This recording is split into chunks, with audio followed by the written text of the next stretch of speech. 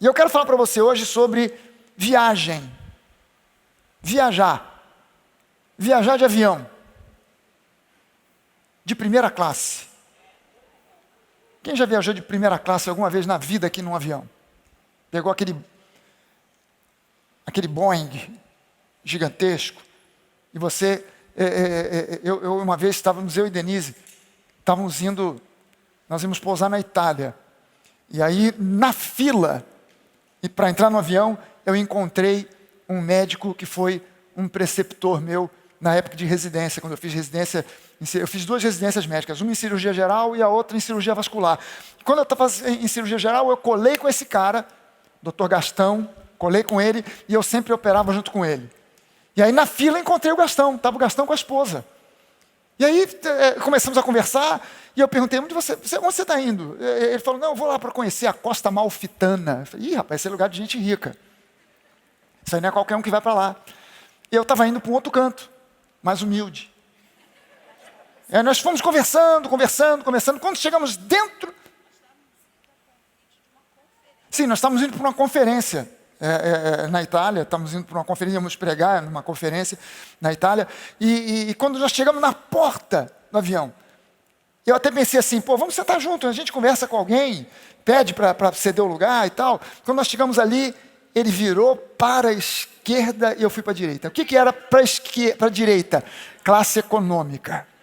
O que era para a esquerda? Primeira classe. Aí ele deu aquele tchauzinho assim, eu falei, meu Deus. Meu Deus. Mas é diferente, né? Viajar. Agora eu quero dizer para você que você em Cristo foi chamado para viajar na primeira classe. Aliás, esse é o título dessa mensagem de hoje, chamados para viajar na primeira classe.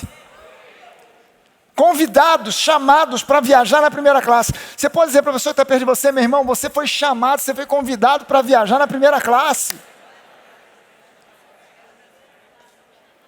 Não é na segunda, na terceira ou na quinta classe, mas na primeira classe. Romanos capítulo 5, eu quero ler com você alguns versículos aqui de Romanos 5. Romanos 5, os versículos de 1 a 9, começa dizendo assim, justificados.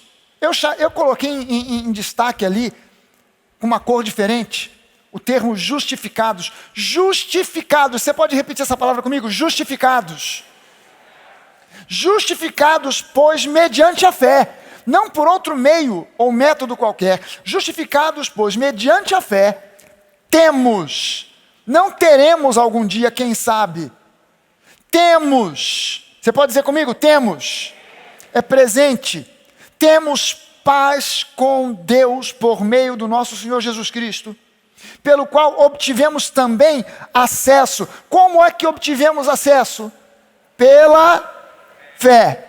Justificados pela fé, tivemos acesso pela fé a esta graça, favor imerecido, na qual nós estamos firmes. Você pode levantar uma das suas mãos e dizer isso, estamos firmes na graça. E nos gloriamos na esperança da glória de Deus. E não somente isso, tem mais. Mas também nos gloriamos nas tribulações, nos problemas, nas lutas, nas dificuldades, diante das tentações e etc e tal, sabendo que a tribulação, o problema, a luta, produz perseverança. Perseverança. E a perseverança produz experiência. E a experiência produz esperança. Elpis, uma expectativa de coisas boas.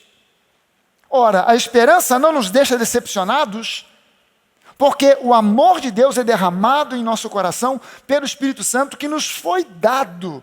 Não foi emprestado, não foi vendido, não foi alugado, nos foi dado. Porque Cristo, quando nós éramos ainda fracos, quando éramos, do verbo não somos mais.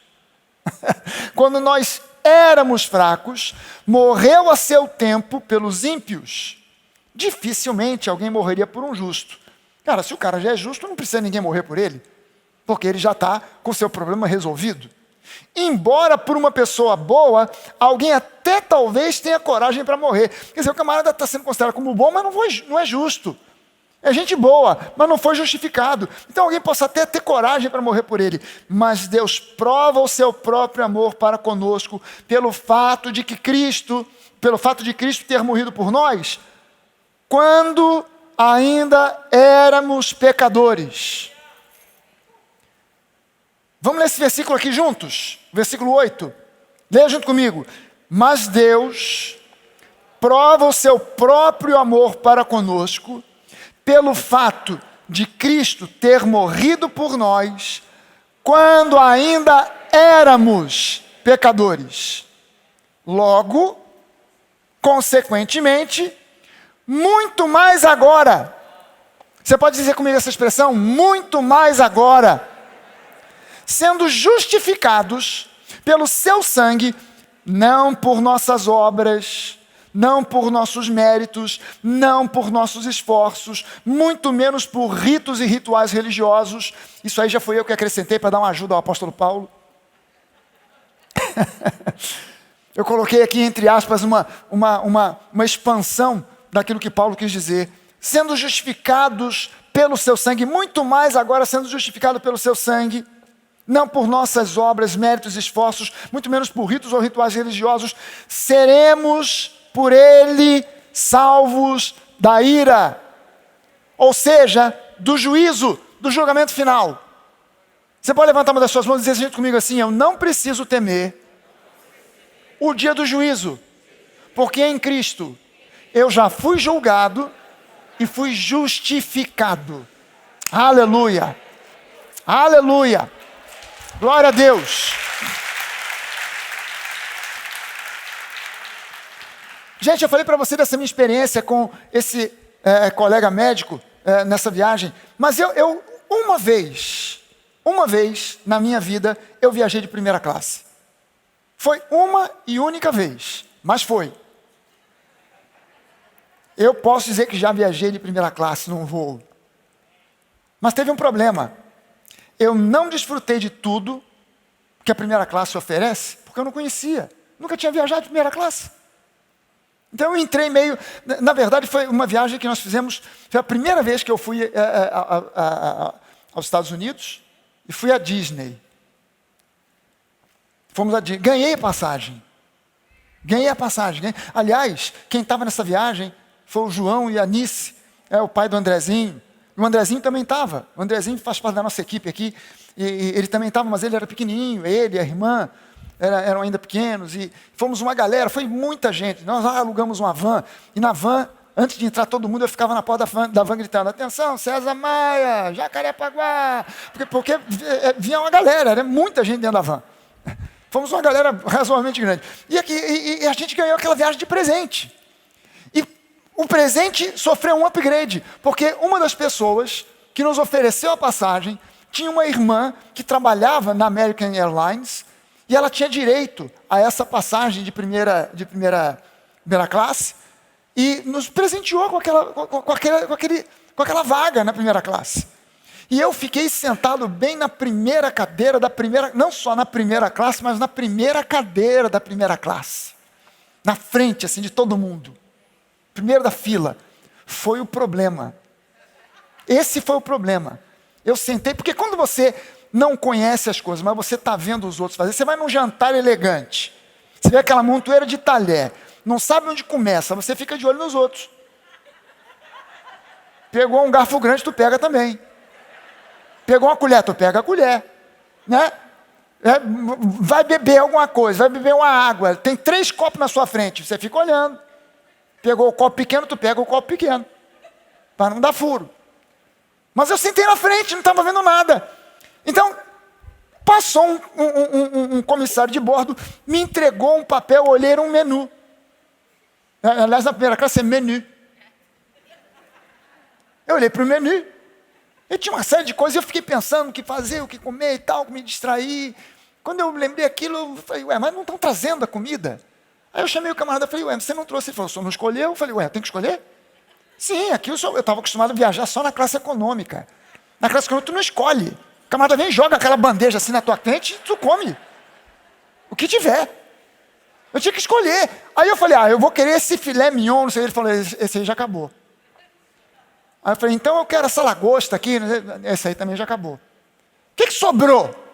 Sobrou esse arroz com bife, batata frita. Eu falei, então traz esse. Ele trouxe, eu comi. Depois ele trouxe um outro menu. Era de filmes. Aí eu fiquei com aquilo na mão.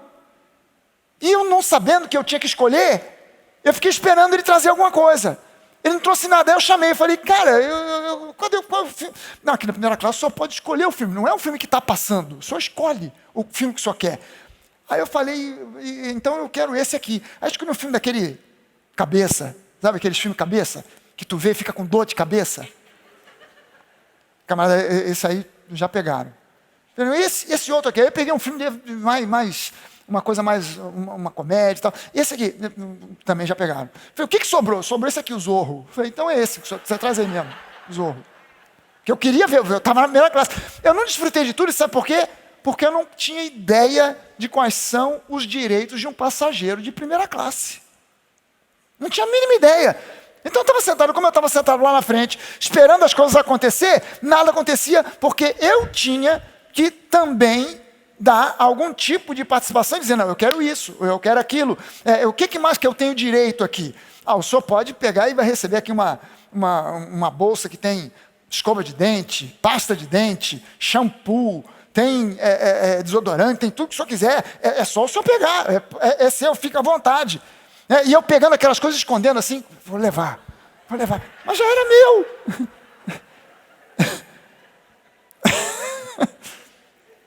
E assim é com muitas pessoas na igreja.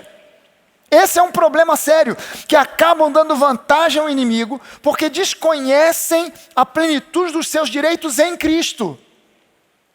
Você pode levantar uma das suas mãos e dizer isso comigo, em Cristo, eu tenho direito a ser abençoado, a ter uma família abençoada, a progredir na vida, prosperar, a ter saúde, uma vida vitoriosa. São direitos que nós temos em Cristo, que foram conquistados para nós por Cristo na cruz do Calvário. Então, gente, nós precisamos de uma fé muito sólida. A nossa fé não pode ser como areia. A nossa fé não pode ser gelatinosa. A nossa fé precisa ser muito sólida. E para essa fé ser muito sólida, ela tem que ser muito bem embasada. Ela não pode se basear em qualquer coisa. Ela tem que estar muito bem embasada. Eu posso citar para você aqui, e vou projetar para você aqui 5 bases de uma fé sólida.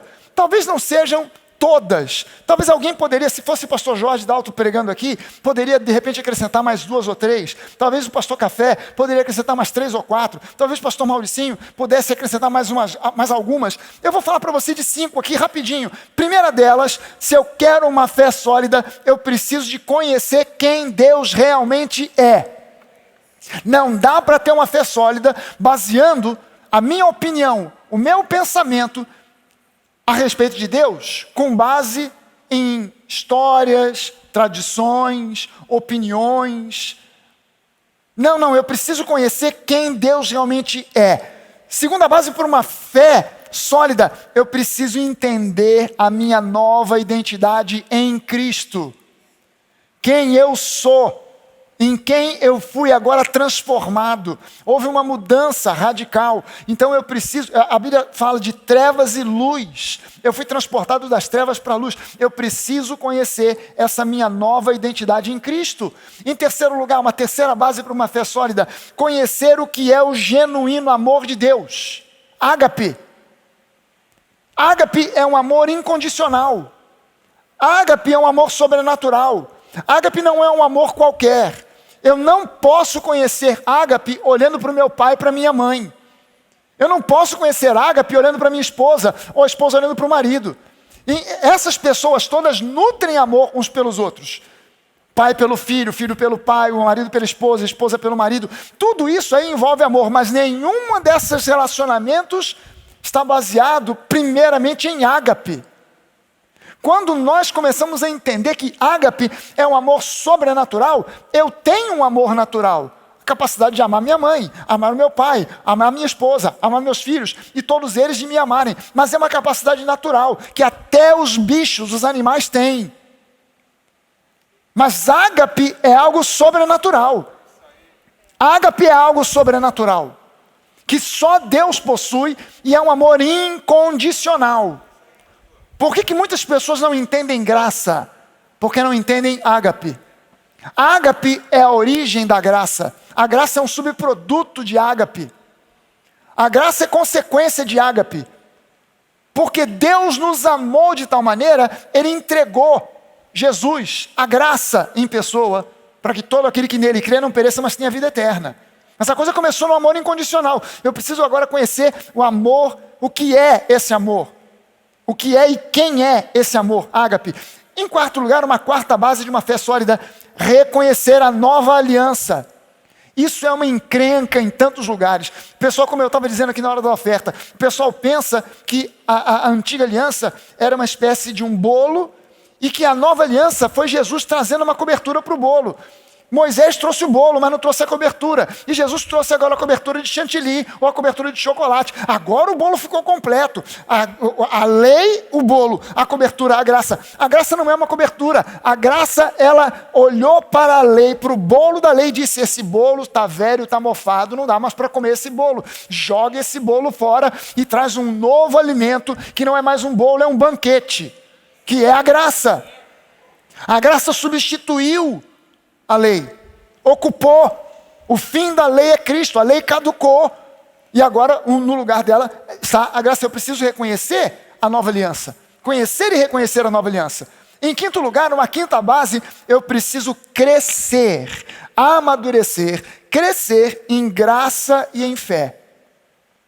Eu preciso crescer e amadurecer em graça, crescer e amadurecer em fé. O apóstolo Paulo fala sobre essas duas coisas, crescer em graça, crescer em fé.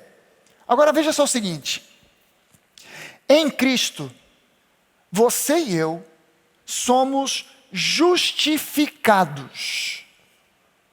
Em Cristo nós somos justificados. A pergunta é: o que isso significa? O que isso quer dizer? Você e eu fomos justificados. O que isso quer dizer? Repetir apenas é muito legal, muito interessante, mas eu preciso entender o que é isso. Então eu vou falar para você de 4 pontos aqui. 4 pontos para a gente sair daqui hoje entendendo genuinamente o que significa justificação. Em primeiro lugar, o ser humano carece de justificação diante de Deus. O ser humano, ele vem ao mundo carente de justificação diante de Deus. E enquanto ele não tomar uma determinada decisão na vida, ele crescerá e viverá carente de justificação diante de Deus. Porque essa justificação não cai do céu ou vem como uma tradição de família. Eu nasci numa família cristã, numa família crente, numa família evangélica, tem até uma penca de pastores na minha família, então eu já estou tranquilo com relação a isso. Não, o ser humano, não importa em que família, em que país, onde ele nasceu, se ele nasceu numa família rica, pobre, num país rico, pobre, num país mais ao norte, mais ao sul, não importa onde, mais para o lado da Ásia, mais para o lado do Ocidente, não importa onde o ser humano carece de justificação diante de Deus. Sem justificação divina, o homem é um pobre pecador. É isso que nós vimos naquele texto que acabamos de ler aqui de Romanos. Sem a justificação divina, o homem é um pobre pecador. O versículo 8 diz isso, que sem justificação, nós estávamos atolados, mortos nos nossos delitos e pecados. E o pecador, gente, isso é que nós, para entender justificação, eu preciso entender que o pecador não é aquele que tão somente comete pecados, mas é aquele que não foi justificado. Ou seja, aquele que ainda não abraçou e recebeu a justificação que está disponível para todo aquele que a desejar. A justificação não está disponível para um grupo seleto, especial. A justificação está disponível para todo aquele que desejar. Ela é livre, o acesso é simples. Agora, é preciso reconhecer, antes de receber a justificação, o sujeito tem que cair em si para reconhecer humildemente. Eu preciso de justificação. Por quê? Porque eu estou entendendo, eu sou um pecador. Se o sujeito não entender isso, se a pessoa não entender isso, nós associamos o título, o nome, a condição pecador a ações pecaminosas. Não é isso. O pecador não é pecador porque peca. O pecador, ele é pecador por causa da natureza que nele há, que é a natureza pecaminosa. Ele pode até não pecar. Você entende uma coisa? Um sujeito que seja um assassino profissional, que já matou 30, mas ele agora está num ano sabático. Esse ano não vou matar ninguém. Nesse ano que ele não mata ninguém, ele deixou de ser um assassino? Mas ele não está matando ninguém. A questão não é se ele está matando ou não. Se ele já matou um, ele já entrou na classificação de assassino, e ainda que ele fique 10, 15, 20 anos sem matar ninguém, ele recebeu dinheiro, foi lá e matou uma pessoa que ele nem sabia quem era. Daqui a 20, 30 anos, ele continua classificado como um assassino, embora ele tenha passado 30 anos sem nunca matar uma outra mosca. Uma mosca sequer. Não é a condição do pecador não se faz, não acontece em função do fato de que ele está pecando, mas na condição de que ele ainda não foi justificado. Essa é a dificuldade. Como a igreja saiu associando ao longo da história a condição de pecador a obras. O que acontece? Você tenta evangelizar uma pessoa, aí você fala para ela de Jesus, e o cara justifica para você assim: olha, eu sou um trabalhador, não roubo, não mato, pago meus impostos, sou fiel à minha família, não adultero, crio os meus filhos com amor, eu tenho uma vaga no céu. Já ouviu esse tipo de justificação? Por que a pessoa pensa assim? Porque historicamente a igreja foi espalhando o ensino de que o pecador é aquele que peca. Não, o pecador é aquele que ainda não teve a sua natureza espiritual trocada, mudada. Ou seja, ele ainda não nasceu de novo. Por isso ele é considerado diante de Deus um pecador. Não porque ele fez. Aí as pessoas pensam assim: não, quem precisa de Jesus é quem está na cadeia. Ladrão, assassino, traficante. Não é isso. Todo mundo precisa de Jesus. Todo mundo precisa de Jesus. O religioso, o não religioso, o empresário, a dona de casa, o bonito, o feio, aquele que fala a nossa língua, aquele que fala uma língua estrangeira, aquele que nasceu, precisa de receber justificação. Precisa de ser justificado. Mas ele é muito rico, de uma família muito nobre, de uma família assim, ultra, super educada. Precisa de Jesus tanto quanto aquele que nasceu numa comunidade pobre, sem condições, sem grana, sem roupa, sem absolutamente nada. Precisa do mesmo Jesus, na mesma intensidade. Amém? Porque é assim que nós somos justificados. A natureza pecaminosa, que entrou no mundo através de Adão, quando Adão pecou, ele perdeu a natureza divina, e a natureza que nele entrou foi a natureza do próprio Satanás, a natureza pecaminosa. A natureza pecaminosa é que fez do homem um pecador, não as suas obras. Na condição de pecador, a Bíblia nos diz nesse texto que nós vemos de Romanos, no versículo 6, ele se tornou um fraco. Você lembra que a gente leu, e estava escrito, quando nós éramos fracos. Quando é que nós éramos fracos? Quando nós não tínhamos ainda recebido a justificação em Cristo. Nós éramos fracos. Que fraco é esse aí? Nós éramos fracos espiritualmente, nós éramos fracos moralmente e até mesmo fisicamente. Até mesmo fisicamente éramos fracos, por falta da justificação. Segunda coisa, segundo ponto, Deus já fez a provisão necessária para a nossa justificação. A provisão para sermos justificados já foi feita não pelo homem, mas por Deus em pessoa. Nossa justificação foi um projeto legal de Deus a nosso favor. E esse projeto de Deus foi fruto do seu amor incondicional, ágape. Esse projeto, veja bem o seguinte, o projeto da nossa justificação, ele não foi um projeto que Deus fez de qualquer maneira. É um projeto legal. Por que eu digo para você que é um projeto legal? Deus é todo poderoso. Deus ele é onisciente, onipotente, tudo isso. Então Deus não poderia ter resolvido o problema do homem com um estalar de dedos? No jardim do Éden mesmo? Ele não podia ter botado Satanás, assim, explodido, detonado Satanás e restaurado Adão? Não podia? Mas Deus, se ele fizesse isso, ele não seria um Deus justo. Por quê? Porque quem perdeu a sua condição de justo, quem perdeu a glória que nele habitava, não foi o diabo, foi um homem. Não foi um anjo, foi um homem. Quem precisava recuperar essa condição teria que ser um homem. Se é que nós vamos fazer uma coisa de acordo com a justiça. Então Deus enviou Jesus em forma de homem. Jesus não apareceu, não veio numa nave espacial e de repente saiu de lá de dentro dizendo: ó, cheguei. Há anos atrás, teve um filme chamado Jesus Christ Superstar. É peça de teatro, da Broadway até hoje. É um filme, é um musical. Quem é que assistiu aqui Jesus Cristo Superstar? Quem nunca assistiu? Cara, dá uma entrada no YouTube, procura lá, pelo menos uma ou outra música você vai ouvir.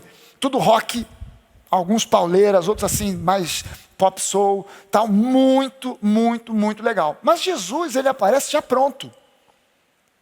É um grupo, é um filme dos anos 70, então ainda naquela mentalidade Flower Power. Era assim, não era assim não. Ainda uma mentalidade meio do movimento hippie.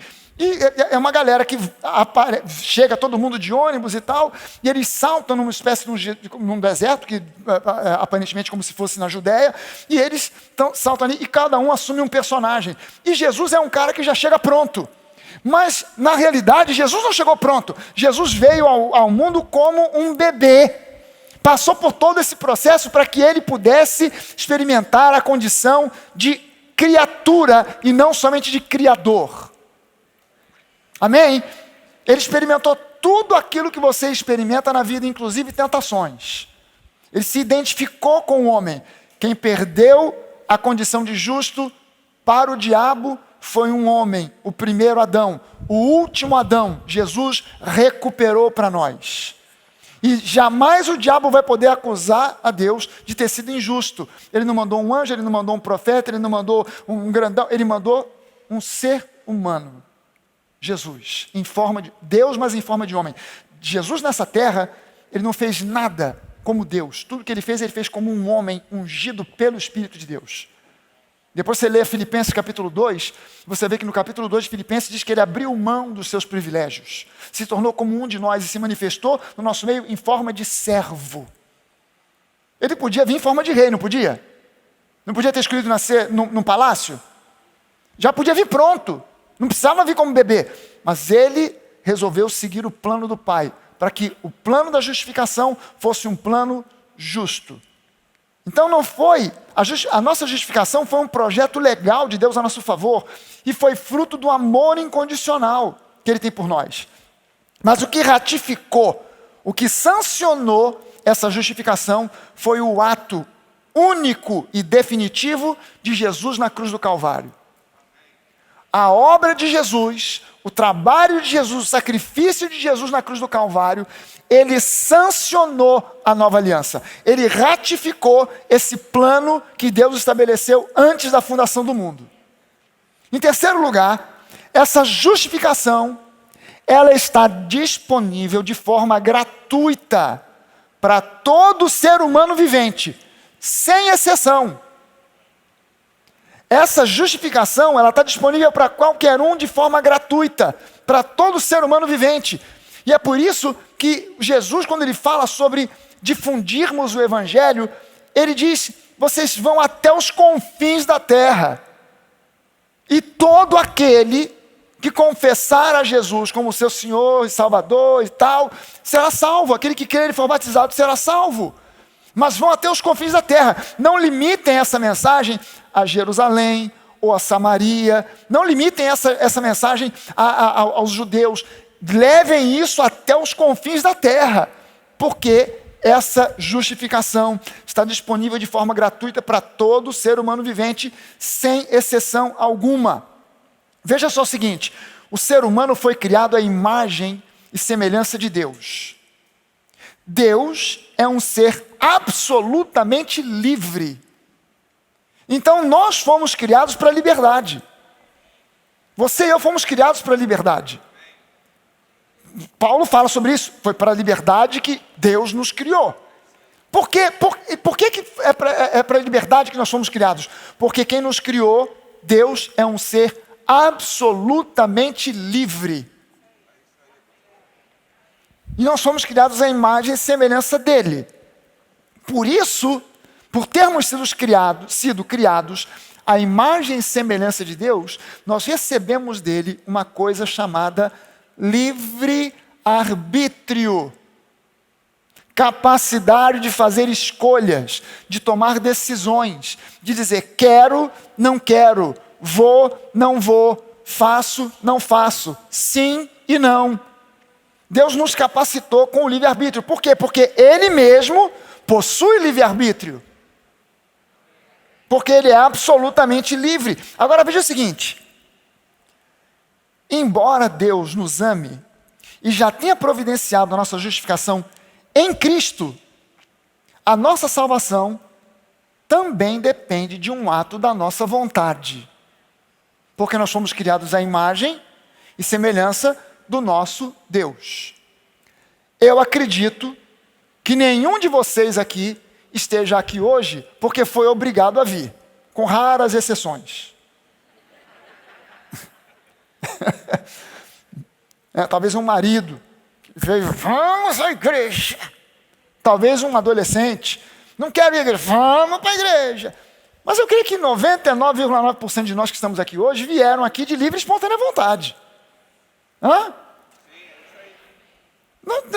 E por que nós estamos aqui de livre e espontânea vontade? Porque nós fomos criados à imagem e semelhança de Deus, e Deus é um ser livre, absolutamente livre, e nos criou a sua imagem e semelhança, com a capacidade de tomar decisões. Então, a nossa justificação em Cristo, a nossa salvação, depende também de um ato da nossa vontade, de uma decisão pessoal e consciente. E essa decisão é uma decisão de fé.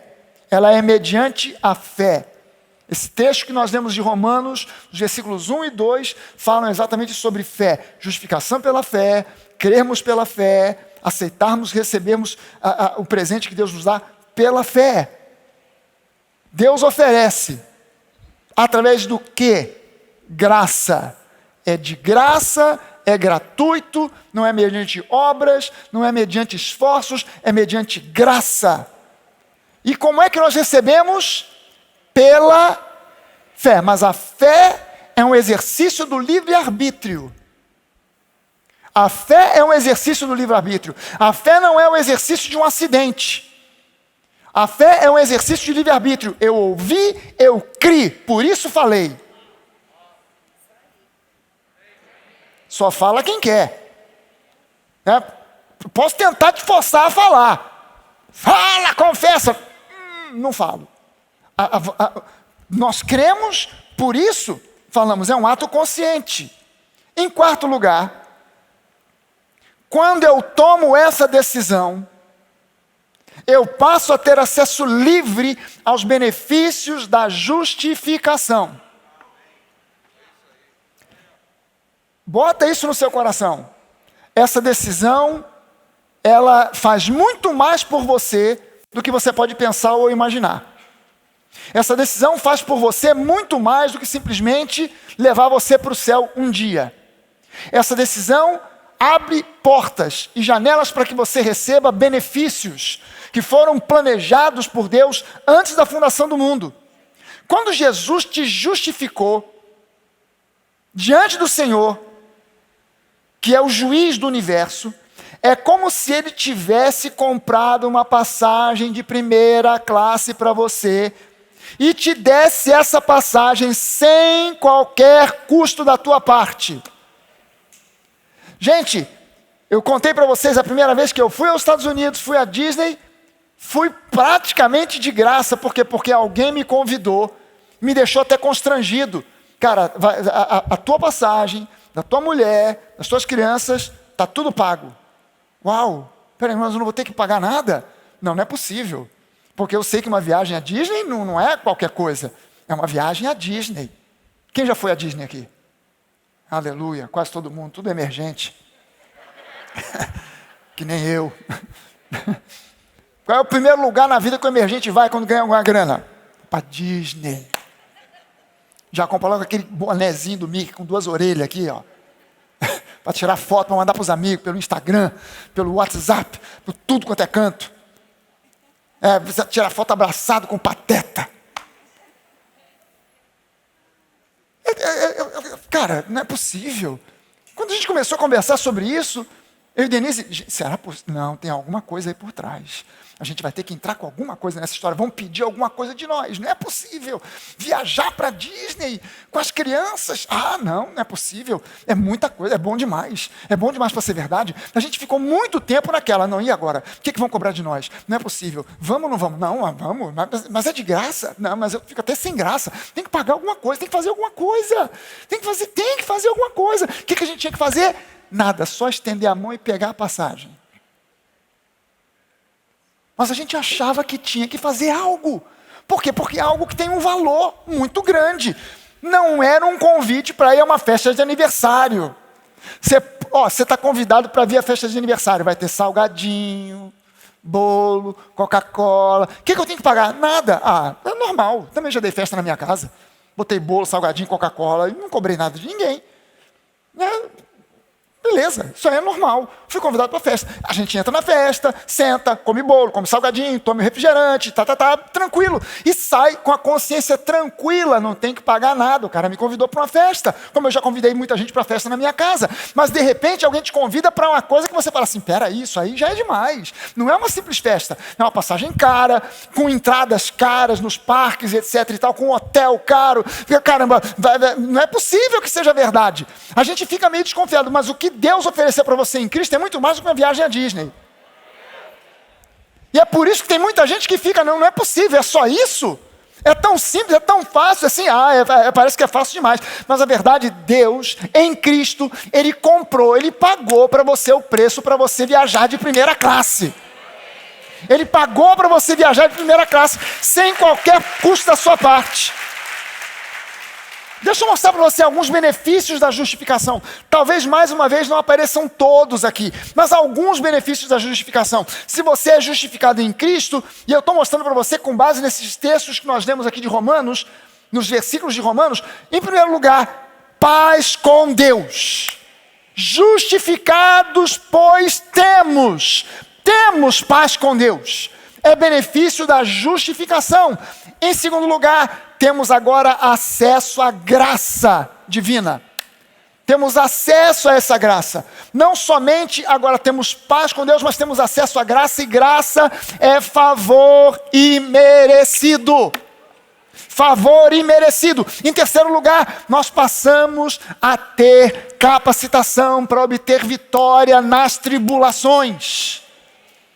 É prometido para nós esse texto que nós lemos aqui de Romanos. E em quarto lugar, nós passamos a ter agora, da parte de Deus, instrução para que nós possamos desenvolver o caráter de Cristo em nós. Isso é benefício da justificação. Eu recebo a palavra, quanto mais eu recebo da palavra, mais eu cresço e amadureço, se eu abro os ouvidos para receber a palavra, se eu medito na palavra, se essa palavra cai no meu coração e eu me torno um praticante da palavra, eu vou me tornando cada vez mais semelhante ao meu Senhor Jesus. É uma capacitação que Deus nos oferece. Em quinto lugar, e essa é consequência, está lá no versículo 9, certeza da salvação. É benefício da justificação em Cristo. Quem realmente é justificado, recebe sobrenaturalmente no seu interior uma convicção, uma certeza.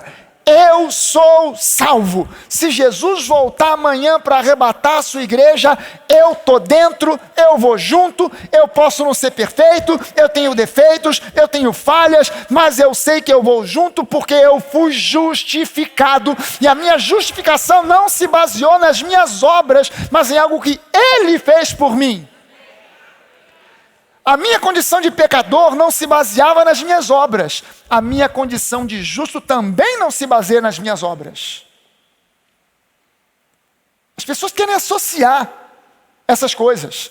Mas uma é um princípio que eu ensino no Nova College, que é um princípio de teologia, que em poucos seminários se ensina.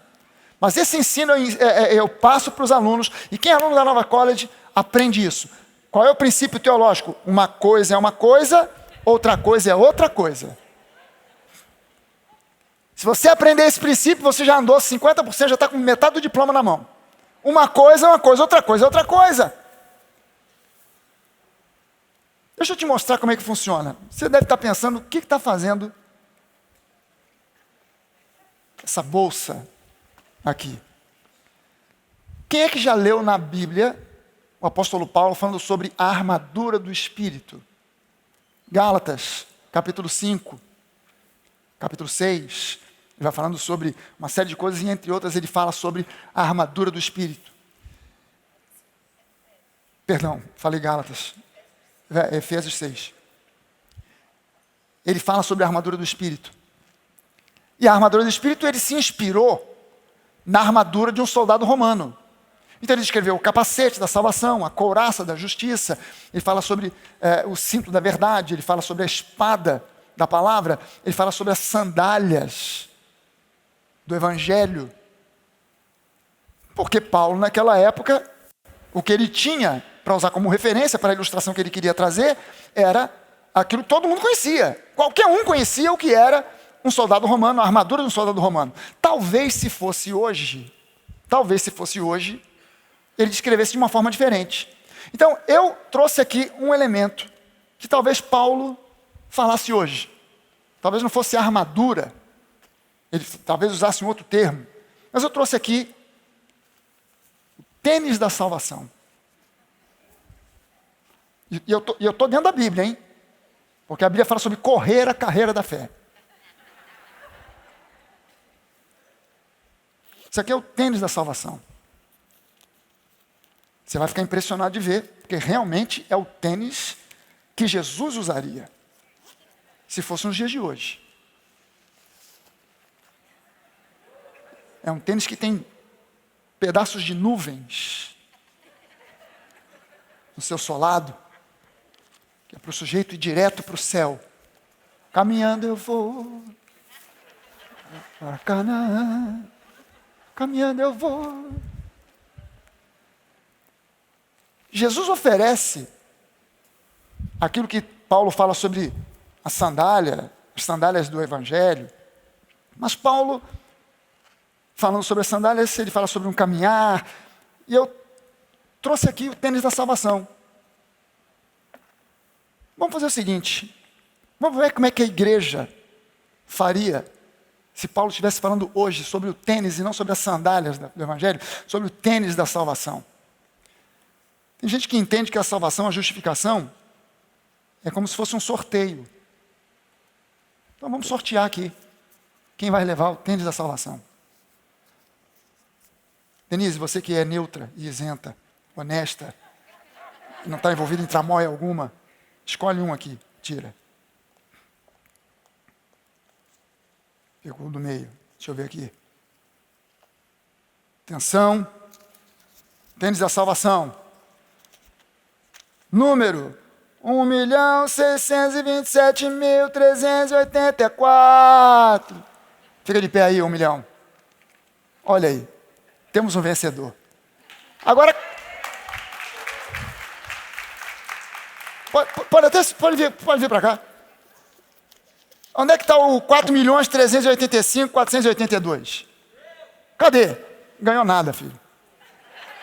Pode vir para cá também, pode vir. Não tem problema não.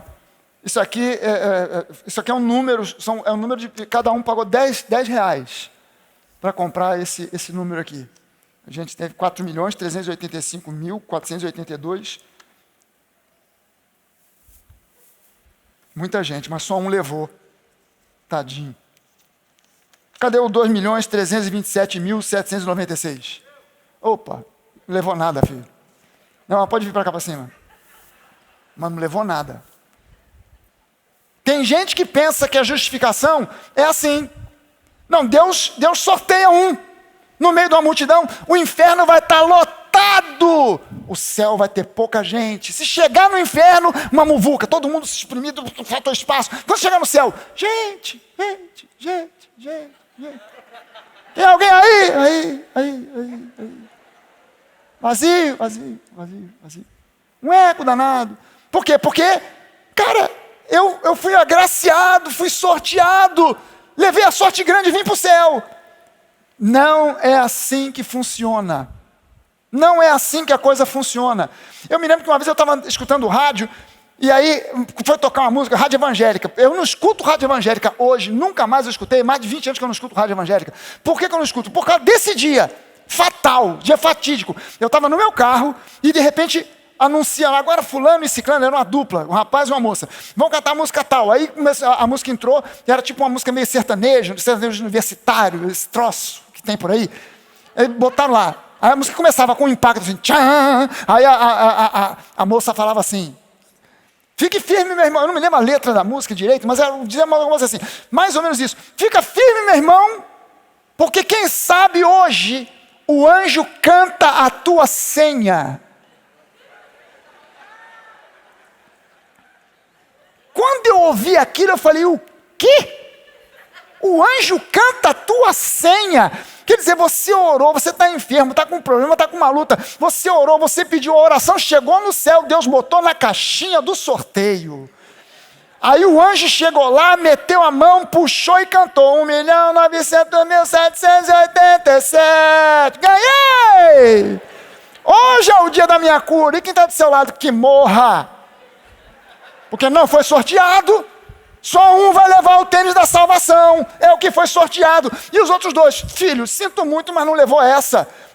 Tua pedra não foi cantada, teu número não foi cantado. Ficou fora. Não é assim que a coisa funciona. Tem gente que pensa que a salvação é como um leilão. Na igreja tem gente pensando que a salvação é um leilão. Aí o camarada vai leiloar. Atenção, senhores, estamos leiloando aqui essa peça, o tênis da salvação. É um tênis valorizado, porque Paulo falou sobre o tênis, Jesus usou esse tênis, está aqui na minha mão. Quem dá mais atenção? Primeiro lance, quem dá o primeiro lance? O irmão ofereceu o dízimo. Passa a ser dizimista todo mês.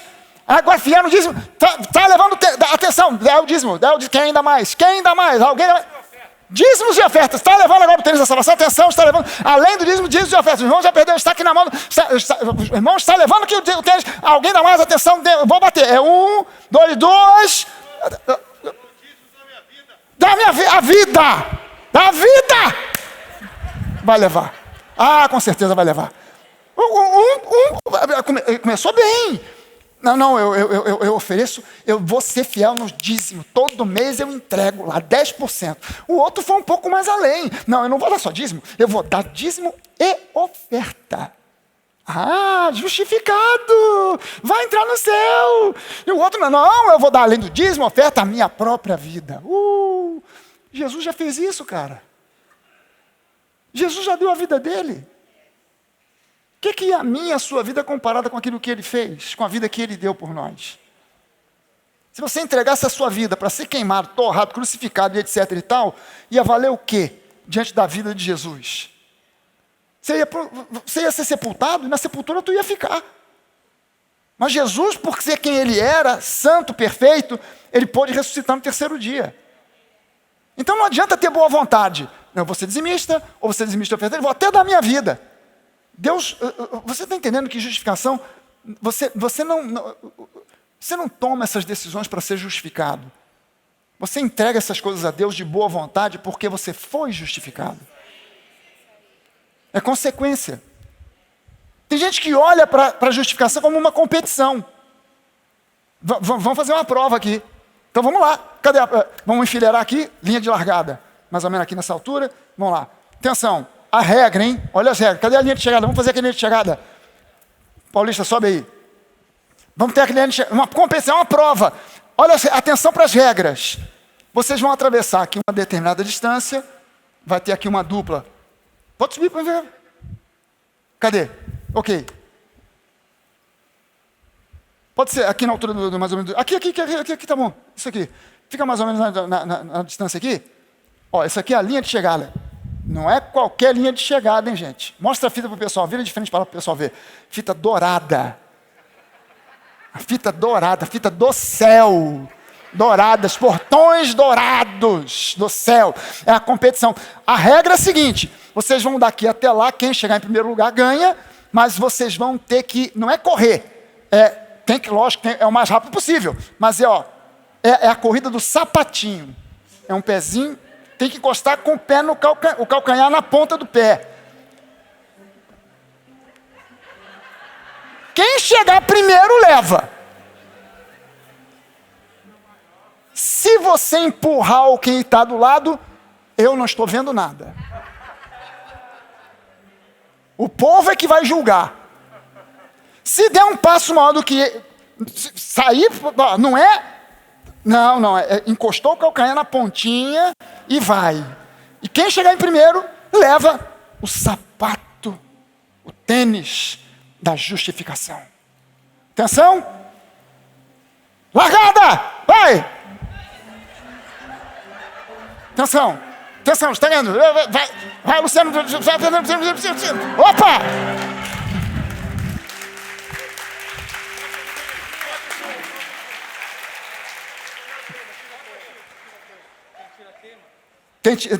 Foi gravado para fazer o tira-tema, porque eu senti que houve alguma deslealdade no mesmo negócio. Obrigado, gente. Valeu. Só dar uma salva de palmas para a galera. Gente, se não é um sorteio, não é um leilão, não é uma competição, é o quê?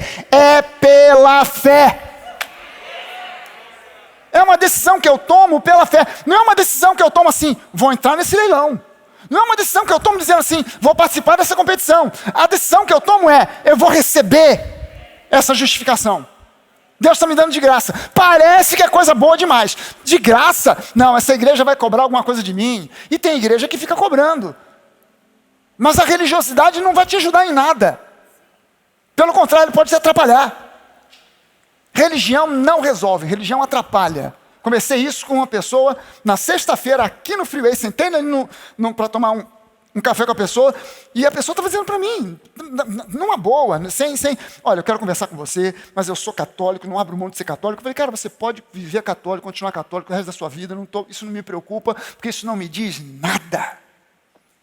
Tem católico que eu creio que é salvo, e tem católico que eu tenho certeza que vai para o inferno. Tem evangélico que eu sei que é salvo, e tem evangélico que vai tomar um susto porque vai queimar no inferno.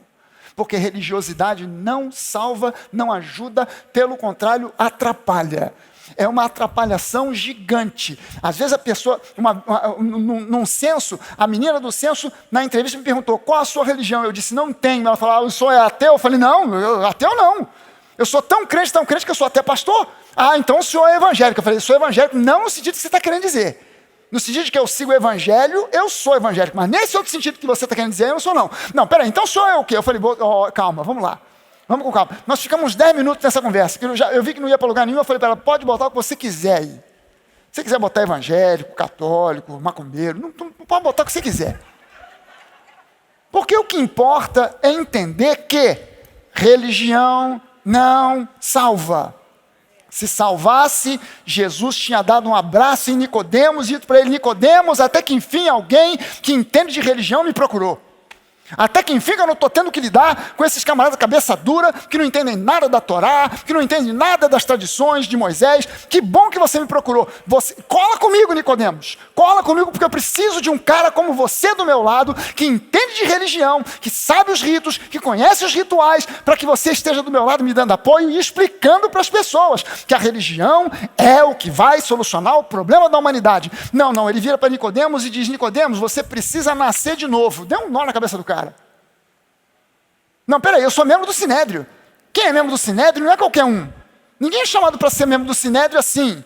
Vem cá, o que você está fazendo? Não está fazendo nada? Vem ser membro do Sinédrio. Não, o camarada tinha que ter idade, ele tinha que ter experiência, ele tinha que ser um professor da Bíblia, ele tinha que ser um camarada que conhecesse a fundo os ritos, os rituais levíticos, tudo, como se faz para sacrificar, para não sacrificar, quais são os crimes, os furos que a lei prevê, porque quem fura, quem transgride a lei, vai passar pelo sinédrio, vai ser julgado, e nós queremos julgar com equidade, com base na lei. Então, cara, não era qualquer um. Aí esse camarada chega para Jesus, cheio de salamaleque: Jesus, você é um camarada maravilhoso, você é demais, ninguém pode fazer nada do que você está fazendo se não vier de Deus. Jesus dá um corte nele e fala assim: Nicodemos, pode parar, porque não é por aí. O que você precisa é nascer de novo. Você precisa de ser justificado diante de Deus. Esses sacrifícios todos aí não servem para nada. Não servem para nada. Religião atrapalha.